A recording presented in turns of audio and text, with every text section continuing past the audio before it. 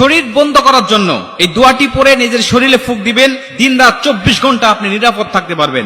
মানুষ শয়তান, জিন শয়তান, খবিশ শয়তান, নাফস শয়তান, ইবলিশ শয়তান, সমস্ত শয়তানের হাত থেকে আপনি সম্পূর্ণ নিরাপদ এবং হেফাজতে থাকতে পারবেন ইনশাআল্লাহ। অনেক মানুষ আছে শরীর বন্ধ করার জন্য বিভিন্ন কবিরাজের কাছে যায়, বিভিন্ন ভণ্ডদের কাছে গিয়ে টাকা পয়সা খোয়া তারা কোনোভাবে কোনো উপকার পায় না। আবার আপনি কিন্তু নিজেই আপনার নিজের বাড়িকে বন্ধ করে রাখতে পারবেন। এটার জন্য আপনার কবিরাজের কাছে যাওয়ার দরকার নেই। আপনি কোরআন হাদিসের মধ্যে সব আল্লাহ রাসূল দিয়ে দিয়েছেন, আল্লাহ পাক দিয়ে দিয়েছেন। আপনি শুধু সেখান থেকে নিবেন, সেখান থেকে নিয়ে আপনার বাস্তব জীবনে আপনি আমলগুলো করবেন। আপনার ঘর আপনি নিজে বন্ধ করতে পারবেন। আল্লাহ রাসূল সাল্লাল্লাহু আলাইহি ওয়াসাল্লাম বলেন, যেই ঘরে সূরাতুল বাকারা তেলাওয়াত করা হয় ওই ঘরে কখনো কোনো দুষ্ট জিন, দুষ্ট আত্মা, দুষ্ট কেউ আপনাকে ক্ষতি করতে পারবে না, আপনাকে নষ্ট করতে পারবে না। আপনার পরিবার পরিজনের সদস্য, আপনার সন্তান, কারো ক্ষতি কেউ করতে পারবে না, যদি আপনি নিজেই এই সূরাতুল বাকারা তেলাওয়াতটা আপনার ঘরে করতে পারেন নিয়মিত।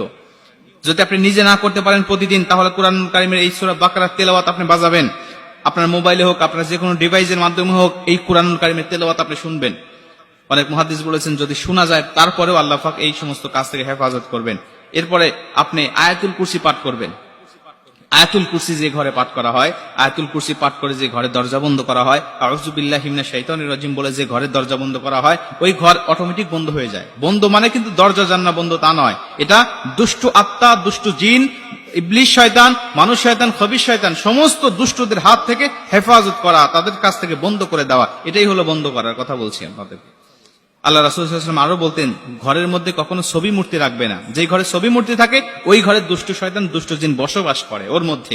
এজন্য এই সমস্ত বিষয় থেকেও আমাদের বিরত থাকতে হবে। আল্লাহ রাসূল সাল্লাল্লাহু আলাইহি ওয়াসাল্লাম আরো বলেন, ঘরের মধ্যে কখনো তোমরা নাপাকি রাখবে না। অনেক সন্তান আছে, ছোট্ট বাচ্চারা, যারা রাত্রিবেলা পেশাব পায়খানা করে এবং সেগুলো ঘরের মধ্যে রেখে দেয়, ভালোভাবে পরিষ্কার করার প্রয়োজন মনে করে না। এগুলো কিন্তু খোলাভাবে রাখবেন না। আল্লাহ রাসূল বলতেন তুমি ঢাকনা যুক্ত জায়গায় রাখবে, ঢাকনা যুক্ত একটা পাত্রের মধ্যে রাখবে। তাহলে যখন নাপাকি জিনিস থাকবে তখন ওই দুষ্ট জিন, দুষ্ট আত্মা ওই সমস্ত জায়গায় যাবে এবং ওর একটি আসর তোমার সন্তানের উপরেও পড়বে। এজন্য ঢাকনা যুক্ত জায়গায় রেখে দিবেন। আল্লাহ রাসূল সাল্লাল্লাহু আলাইহি ওয়াসাল্লাম আরো বলতেন, এখন তো আমাদের অনেকের ঘরে অ্যাটাচ বাথরুম হয়েছে, এই বাথরুমের দরজা বন্ধ রাখবেন সবসময়। কারণ আল্লাহ রাসূল বলেন সবসময় সবচাইতে বেশি দুষ্ট জিনের বসবাস করে হলো টয়লেটের মধ্যে। সবসময় আটকিয়ে রাখবেন। যখন যাওয়ার প্রয়োজন হবে আপনি অবশ্যই ইস্তেগফার করবেন, ভিতরে গিয়ে মনে মনে দিলে দিলে ইস্তেগফার করবেন এবং ঢোকার সময় বাম পা দিয়ে প্রবেশ করবেন এবং আপনার দোয়া পাঠ করবেন। বাথরুমে প্রবেশ করার যে দোয়াটা আছে এটা পরে তারপরে আপনার সেখানে প্রবেশ করবেন। এই সমস্ত বিষয়গুলো মেনটেন করবেন। এরপরে আপনি শরীর বন্ধ করবেন কিভাবে সেটা আমি শিখিয়ে দেই। আল্লাহ রাসূল সাল্লাল্লাহু আলাইহি ওয়াসাল্লাম প্রতিদিন তিনি শরীর বন্ধ করতেন। ফজরের পরে এবং শোয়ার সময় তিনি দু হাতের তালুটা এভাবে প্রশস্ত করতেন। প্রশস্ত করে তিনি 3 কুল পাঠ করতেন।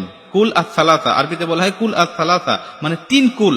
1 নম্বর হলো সূরাতুল ইখলাস, 2 নম্বর হলো সূরাতুল ফালাক, 3 নম্বর হলো সূরাতুন নাস। এই 3টা সূরা পড়ে আল্লাহ রাসূল তার হাতের তালুতে ফু দিতেন এবং ফু দিয়ে তিনি পুরো শরীরে মালিশ করে নিতেন। আল্লাহ রাসূল বলতেন যদি কোনো মানুষ এইটা করতে পারে তাহলে যত বড় জিন হোক, যত বড় দুষ্ট আত্মা হোক না কেন, ওখান থেকে আল্লাহ পাক সম্পূর্ণ তাকে হেফাজত করে দেয়।